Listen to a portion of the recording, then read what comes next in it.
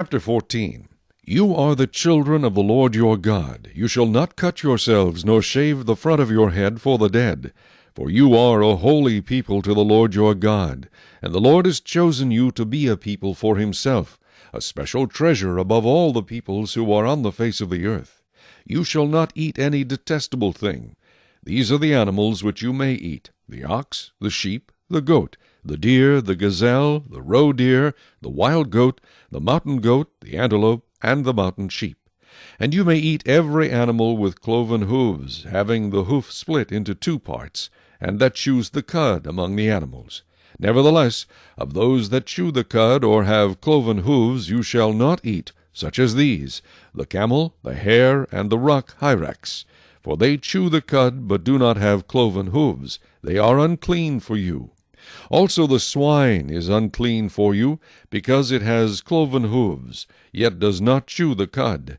You shall not eat their flesh or touch their dead carcasses. These you may eat of all that are in the waters. You may eat all that have fins and scales. And whatever does not have fins and scales you shall not eat. It is unclean for you. All clean birds you may eat, but these you shall not eat: the eagle, the vulture, the buzzard, the red kite, the falcon, and the kite after their kinds, every raven after its kind, the ostrich, the short-eared owl, the seagull, and the hawk after their kinds, the little owl, the screech owl, the white owl, the jackdaw, the carrion vulture, the fisher owl, the stork, the heron after its kind, and the hoopoe, and the bat. Also every creeping thing that flies is unclean for you. They shall not be eaten. You may eat all clean birds. You shall not eat anything that dies of itself.